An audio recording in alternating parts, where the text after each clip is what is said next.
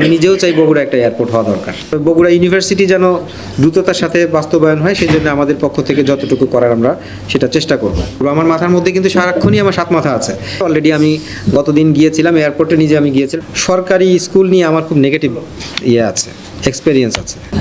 বগুড়া বিভাগ হবে কি হবে না এটা আসলে রাজনৈতিক সিদ্ধান্ত। আমি মোটা দাগে কিছু কিছু বক্তব্য বলবো, কিছু কিছু বক্তব্য অলরেডি চলে এসছে। তার মধ্যে আমাদের মেজর যে ইস্যুগুলো আছে, করতোয়া রিভার, এটা একটা বিশাল প্রকল্প। আমি একটু বলি, অন্যান্য প্রকল্পের ক্ষেত্রে এই বিষয়গুলি একই সিস্টেমে কাজ করে। সিটি কর্পোরেশন বলি আর বগুড়া বিভাগ বলি, এই জিনিসগুলো কিন্তু সিটি কর্পোরেশন এখন পাইপলাইনে আছে। আপনারা একজন সাংবাদিক বলেছেন, আপনারা সবাই জানেন এটা অ্যাডমিনিস্ট্রেটিভ ইস্যু।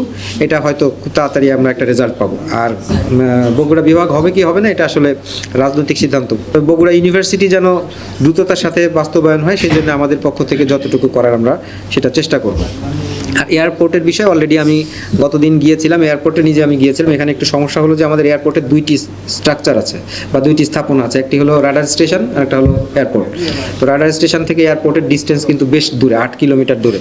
তো আমি নিজেও চাই বগুড়া একটা এয়ারপোর্ট হওয়া দরকার। আমি এই ব্যাপারে আন্তরিক থাকবো, আপনারা দেখবেন ইনশাল্লাহ আমি এটা নিয়ে আগাবো। সরকারি স্কুল নিয়ে আমার খুব নেগেটিভ আছে, এক্সপেরিয়েন্স আছে। তো এই জন্য আমি বলবো যে সরকারি স্কুল করলেই যে সমস্যার সমাধান হবে বিষয়টি এরকম না। এবং আমরা দেখেছি যে এই যে লটারির মাধ্যমে যে সকল বাচ্চা ভর্তি হয়েছে, আমরা তাদের পারফরমেন্স নিয়ে আমাদের এখনও কন্ট্রোভার্সি আছে। তারা যখন প্রথম এক্সাম দিবে তখন আমরা বুঝতে পারবো যে ভালো স্কুলের পারফরমেন্স কীরকম। সবাই সরকারি স্কুলে ভর্তি হতে চায়, কিন্তু রেজাল্ট আলটিমেটলি কী হবে সেটা আমরা রেজাল্ট পেলে তারপরে বুঝতে পারবো। তো আমার যেটা মনে হয় যে কোয়ালিটি এডুকেশন মানে এনশিওর করতে হবে যাই আছে। আর যেটি আসছে নদী দখল, তারপরে ল্যান্ডের ম্যানেজমেন্ট। নদী দখলের বিষয়ে আমি আপনাদেরকে বলে রাখি, নদী দখল আমরা ঠেকাতে পারি, অবশ্যই পারি এবং ঠেকাবো, যদি কিনা আদালতের কোনো নিষেধাজ্ঞা না থাকে। এবং এই ক্ষেত্রে আপনারা নিশ্চিত থাকেন, আমি এই ব্যাপারে 100% গ্যারান্টি দিতে পারি, কোনো অবৈধ দখলদার আমাদেরকে কনভিন্স করতে পারবে না।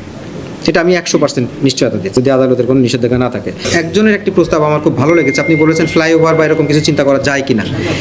এটা আমাদের একটু টেকনিক্যাল ইস্যু। আমি আপনাদেরকে বলি, সাত মাথাতে আমি যতবারই যাই ততবারই আমার কাছে মনে হয় আমি আন্ডান, মানে এটার সমাধান আমি কী করে করবো। আমার মাথার মধ্যে কিন্তু সারাক্ষণই আমার সাত মাথা আছে যে এইটা কীভাবে, মানে 7টা মাথা এক জায়গায় হলে এবং এত বেশি কনজেস্টেড ওই জায়গা, এটাকে সলভ করার জন্য অবশ্যই একটু হাইলি টেকনিক্যাল কোনো লাগবে আর কি, মানে টিম লাগবে, যেটা আদারওয়াইজ এটা সম্ভব না।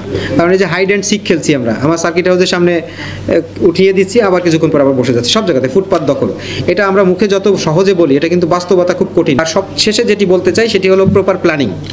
আমরা সব কিছু চাই ওভারনাইট, হঠাৎ করে আমি এই প্রবলেম এখনই আমার সলভ হয়ে যাবে। জন্য প্রত্যেকটা ক্ষেত্রে আমাদের প্ল্যানিং যদি প্রপার হয়, সেখানে যদি সময় বেশিও যায়, সেটা সাস্টেনেবল হয়, দীর্ঘদিন চলে। কারণ আমি যদি আজ থেকে 50 বছর 100 বছর পরে দেখতে না পারি, তাহলে আমাকে 2 বছর পরে প্রবলেম ফেস করতে হবে।